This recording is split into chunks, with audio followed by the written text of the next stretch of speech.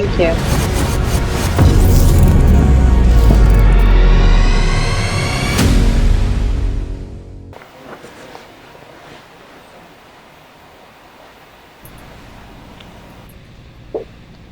Good morning, good afternoon, and good evening to all of those of you that are in the audience. It's my pleasure to be moderating this fireside chat with all of you and with the very famous Dr. James Mwangi.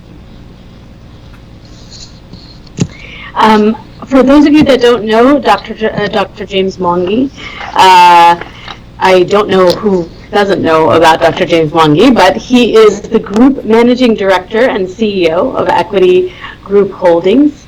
He's the Executive Chairman of the Equity Group Foundation.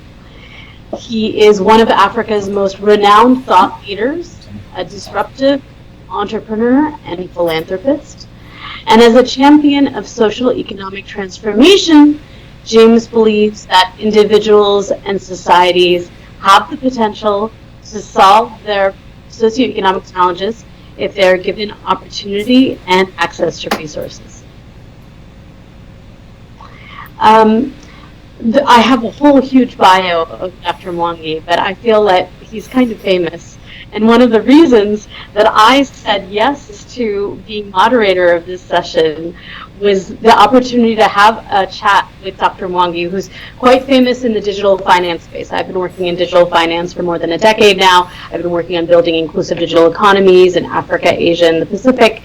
And Dr. Mwangi and Equity Bank are synonymous with innovation, are synonymous with the ability for a bank to leverage its institutional qualities while still being agile, which not every bank is able to do. Not many banks are able to do in pretty much the world. So I'll introduce myself. I'm Nandini Harihareswara.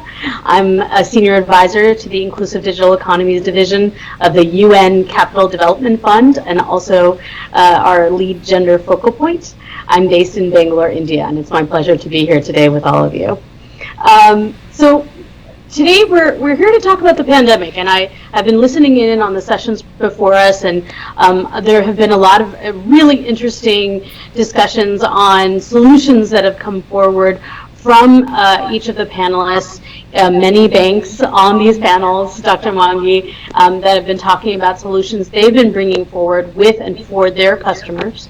But what I wanted to hear from you was some of the unique things that Equity Bank has done in the face of the pandemic. I understand that you're a little bit of a historian, and you actually first studied pandemics, and that led you to actually talking to your customers about not what they need today, not what they need for the next 3 months or 6 months, or what do they need in the next 3 years. So I wanted to hear from you, what was your unique take on this, and how have you, what actions have you taken as Equity Bank to act on the pandemic? Thank you very much, Nadine, for having me. And we could focus on the issue of health was a humanitarian challenge. We felt that at least lives and life, but the mechanism of dealing with the pandemic were the most challenging because they caused disruptions in value chains. They caused disruptions in the economic environment, and businesses that were doing well before, most of them ended up shutting down. When we analyzed equity customers, we expected 45% of all our customers would have challenges because of coping or government policies of managing COVID, like shutdown of some sectors, shutdown of airspace, shutdown of some cities, essentially meant that businesses had to be closed. And essentially that's where we asked ourselves, banking is no longer the banking we knew.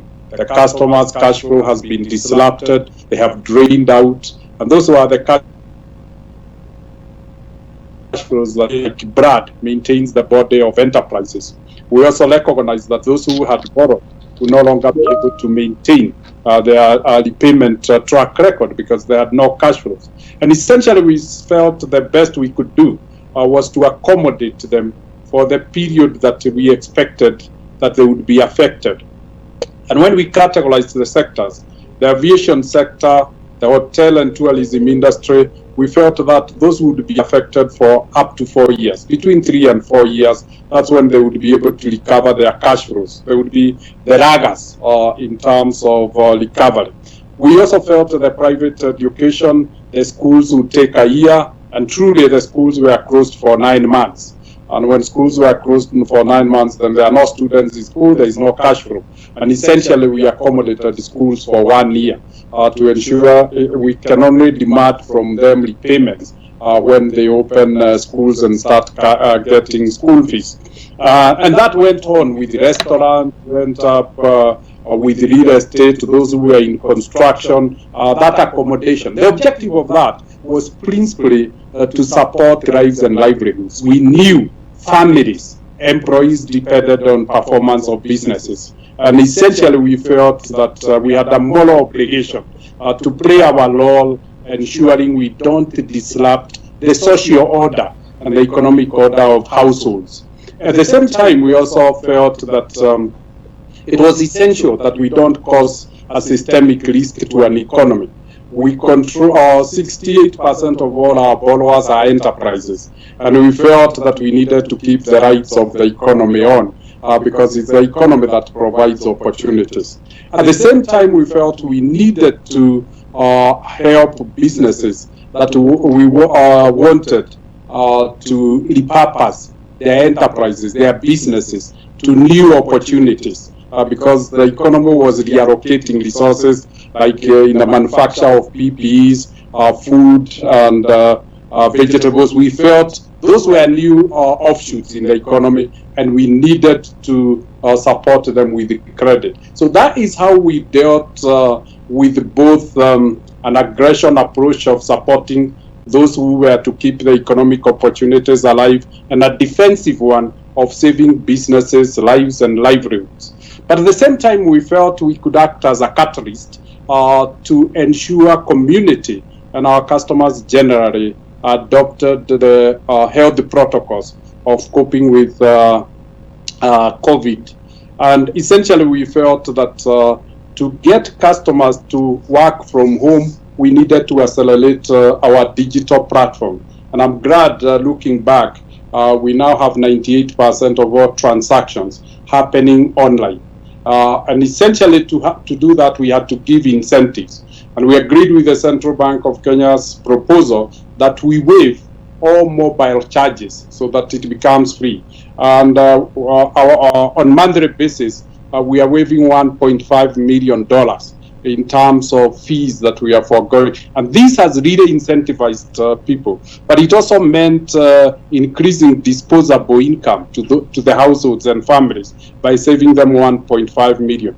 But we felt that was not enough. We needed to start with the community. And we joined the government effort of COVID management. And we pledged $1.1 million to Kenya, $1 billion to DRC, $1 million to Rwanda, and $500,000 to Uganda, just so that we could complement the efforts of those governments in protecting doctors, so that there could be a second line of defense for the entire community. And I'm glad that that commitment, together with the COVID VAT that added $3 million to the $11 million, give us a kit of $1.4 million that has helped us to maintain the 68 hospitals to date, and we have managed to support them for another 18 months with the PPEs. But the magic of it was ensuring we used that fund to train local manufacturers, to repurpose their factories and produce PPEs. All the PPEs we are distributing are now manufactured in Kenya. And Kenya has become a hub for PPE manufacturing, creating enormous jobs in the factories and supporting the families that own those factories and stating. So that is what we have done. So I want to, I mean, you're already answering one of my questions, so I'll pose the question here. So, you were asked by the president, by the country, to not only join the National Task Force on COVID-19 response, but also actually to chair the Health Committee, in which you have, as far as I know, no background in health, other than, going to the doctor and all of those things. And so ultimately, you were able to sort of work with your team, work with obviously your colleagues within Equity Bank, but also whoever was on the committee, bringing people together to, as I understand it, first examine where can we get PPE anywhere, and then sort of coming down to a process where maybe it just makes sense for us to make it here. And then sort of helping to actually jumpstart PPE industry within Kenya. I mean, that's really the story that you've just told, and I wanted to make sure the audience understands that, because it's kind of tremendous, and it goes to one of the points that you wanted to make when we were kind of having our pre-discussion on this Fireside Chat about the role of the financial services industry around the world in building back better. And what their role is, maybe beyond just financial services, obviously within financial services, but also beyond financial services. Do you want to speak a little bit to that? And I'd love to just hear your journey, because I mean, becoming chair of the health committee when you don't have a health background, and then coming to this, that's a big journey, maybe for you too. I think it's certainly a very big step, and it has demonstrated to me the power of interdependence. I was not a medical doctor, but I knew that the chairman of the group, Professor Macharia, is a professor in medicine, ENT. I knew my colleague, Joan Colil, who heads Equity Afia and supervises quality of delivery, is a medical doctor. And I called on them and said, here is a challenge I've been given. How do I go around it? And the advice was, why don't we constitute an advisory committee? And quickly, they picked up the chair of the Nurses Association, the Clinical Officers Association, the Practicing Medical Association, and they picked also a director from the Ministry of Health. And I went back with the names to the board and said, you have given me the mandate of chairing the health committee. Allow me to nominate this team as our advisors. And that is how eventually. So essentially, what did we bring? I was with my colleagues, the bankers, what we call it the team of rivals. Equity Bank, ACB, Safaricom, Absa Bank, those are really, we compete. And essentially, then we said we are entrepreneurs, we are good managers. If we get the doctors to bring their knowledge, we will have an intersection between capital, we have $1.4 billion, we have entrepreneurship skills, we have a member of the board who is the Chief Executive of Kenya Association of Manufacturers, who mobilize the manufacturers for us, but the doctors who do the specification and supervision, and it's for them as the users who tick when the quality. So it brought out the issue of collaboration, but more importantly about partnership between the private sector and the government. And as you can see, we have taken the responsibility of supplying PPEs from the government to public hospitals for a period of at least 2 years. So that partnership and collaboration has allowed the best knowledge and capability, oversight to work together. And it has taught me a lot of lessons about collaborations and partnerships. And particularly what you said, the disruption of international value chains or global value chains taught us also a lesson about resilience of economies. the resilience of economies to support lives and livelihoods. And I hope, hopefully, the fact that Kenya has now become a major exporter of PPEs to Europe and America and across the region tells us how maybe we could develop economies out of necessity, identifying and converting one sector at a time. Yeah, I mean, that's an amazing sort of a success story and sort of like light at the end of the tunnel kind of story, right? In a year that's been a very difficult year for so many people, especially those that are sort of the poorest of the poor. And so you were talking a lot about community. This is something that's close to your heart. You've been talking, one of the advocacy points you've been having and want to make is the advocacy point to your fellow bankers, to your fellow individuals in the financial services industry, that it's more than just profits and it's more than just extending terms and loans and other kinds of financial services, but it's also about giving back to the community and dividends to the community. And so the other point that you've made that's very important, not just in Kenya, but everywhere, is digital has become prime, right? Given COVID-19, the growth of the importance of digital has been, unimaginable. And so I wonder if you can speak to what's easy and what's hard about that, especially when you're trying to serve the really hard to reach communities, right? The folks at the last mile, the people at the least dense populations that still need financial services, still need them just as much as everybody else. I wonder if you can speak a little bit to that and how Equity handled those challenges during this difficult time. COVID has exposed particularly the digital divide and exclusion of majority of the people. As we said lightly, when Equity launched its digital platform, online banking, we realized those who didn't have smartphones were struggling to download the apps. Right. And then we said, we will finance all our customers who don't have smartphone and who would wish to have a smartphone. So enablement of the excluded on a digital inclusion in banking is very, very essential. But what struck us most was the fact that out of the 36,000 Wings to Fly and Elimu scholars that Equity has been supporting, 17,000 of them were in school. But these are, most of them, almost 87% of them are orphans. And when they went home, they had no chance of continuing studying because the family didn't have a phone, didn't have maybe electricity connected to that, they didn't have a radio.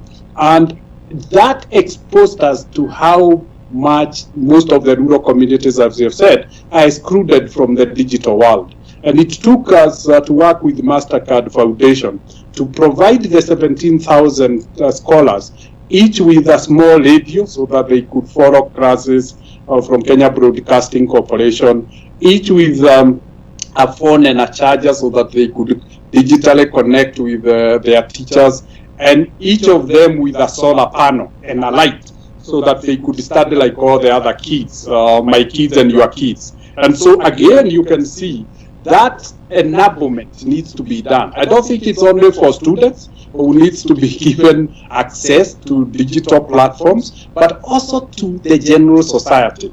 There is a lot of digital exclusion at the economy level. We are now talking about online platforms. Most of the businesses have gone online. Payments have gone online. But the tools for enablement, the distribution and the logistics of distributing online commerce goods, which have to go to the last mile, has been wanting. Most of them don't have an address where goods and services can be dropped. So essentially that need to consciously know there is a social investment of infrastructure. The backbone needs to be laid. Hopefully the government can play that role. But as you rightly said, the private sector needs to have some compassion. Maybe give capitalism a face and a soul and a heart, so that it is head, mind, and heart in really bridging that gap. Because the next really creator of disparities and inequality in the world is digital access. Those who are excluded essentially will be impoverished. So I think we need to collaborate, and the private sector must really play a role in enabling its customers. If Equity enabled just all its customers to be on the platform, and we can do it creatively, then we could really bridge that gap and hopefully stop the widening of the gap between those who access digital opportunities and those who miss digital opportunities. Because opportunities is what creates the gap. Wealth is created by those with opportunities, and wealth lacks to those who have no opportunities. Yeah, and wealth Dr. of livelihoods. Really, livelihoods is about disposable income. Yeah, Dr. I completely agree. And what I think is just really important to highlight is in Kenya, which is sort of the heart of mobile money, heart of digital finance, heart of Equity Bank, heart of all of the innovations that the financial services industry plays there, you are still pointing out something in Kenya that's relevant, and it's really relevant around the world, right? That with digital exclusion, right? And I know that you're part of the UN task force on the digital financing of the SDGs. And this came out very clearly in the report. Digital has a role to play in closing exclusion, but it can also further exclusion. And it's all up to us on how we handle that issue. And so building inclusive digital economies is hard work. And it's still a challenge, even given all of the work that you have done, that the industry has done, that the government has done in Kenya, which is sort of the heart of digital in many people's minds. And it really reflects a challenge that so many others face. So we're looking, hopefully, post-vaccine world. I'm getting when I read the U.S. papers, when I read the Indian papers, when I read other papers, some of the headlines are around vaccines, right? So we know vaccines are coming. We're hoping in a post-vaccine world, we're really going to be focused on building back better. That's something that you said. So how do we use digital to leapfrog economic development, especially for MSMEs, and then maybe especially for women MSMEs? I know women are part of the heart of the inclusive growth strategy of Equity Bank, so I wonder if you can speak to that as well. Yes, COVID has exposed the part of the world that is not working. And that is why we need not just rebuild the world, but we need to build it better. We need to rethink and say we don't want a world with widespread inequalities. We don't want a world where opportunities are not fairly and evenly distributed. There should be fairness and justice in distribution of opportunities. We need a world that is more resilient, such that we don't get a complete breakdown because of a medical state, and the world is held as hostage by a pandemic. So essentially, that transformation of building better, I think, needs not to be on the legacy rails. The legacy rails have led us to where we are. We need to leapfrog on new knowledge and new thinking. And the easiest way is not to go back to the legacy systems. We can leverage and leapfrog on fintech capabilities, innovations on the digital space to ensure easy access by all. The good thing with the digital world is that it is easily accessible and fairly affordable to all. And I think the fintech capabilities and digital capability, online, virtual world, can help us avoid the massive capital that it was required in the previous order of legacy systems. And essentially, the digital world opens and breaks the barriers and walls that keeps on one of physical distance and on geography for that matter, the time as a divide and as a barrier, all those are eliminated by a digital world. Equal opportunities across the world simultaneously. So leveraging on that, and given that a continent like Africa, with a mean age of 18 years, that population has been born and brought up in a digital era. So embracing and using digital tools will be very easy for them. And they can leapfrog that and build innovations on top of that, use fintech capabilities as of old models, and maybe leapfrog in building business models that are not capital intensive. They are not built on the traditional old models that are very intensive in capital. We are talking about going to the fourth industrial revolution that is knowledge-based to a great extent. It's technology-driven. We're talking of big data. We're talking of an artificial intelligence, analytics capability, machine learning. That would then give young people who may not have the massive capital that was required in the previous old economic and world order an opportunity to leapfrog. And we have seen that with the big techs. All of them were originated and founded by people who were under 30, who didn't need the massive capital. And essentially, the knowledge and the capital will then meet and bring together young people with knowledge and older citizens or senior citizens with capital together, and hopefully share the benefits of development across the world based on knowledge and based on capital access.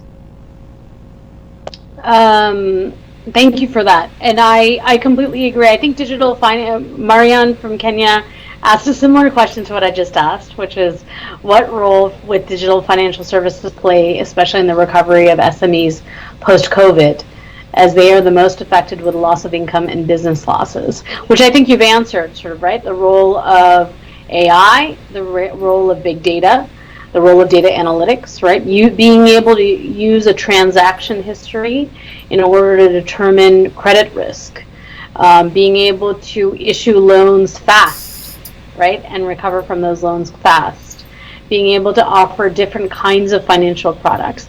Those seem to be all in the playbook of Equity Bank and other banks that I've sort of seen on the panel discussions today. Artificial intelligence as well, kind of playing that role in trying to determine risk and trying to really increase the speed with which products can be deployed and funds can be deployed to customers, as well as sort of new products that really can innovate and help with this recovery. So I think that's very much in line with what others are seeing as well. Is there anything else you would want to add to that, Dr. Mwangi? Yeah, I think truly digitization, the fintech capabilities will truly transform banking. To us, equity is no longer the place you go to. The branch has very little role. It only had those 2% of our customers. 98% of customer transactions are happening on our digital platforms. Banking is what you do on your devices.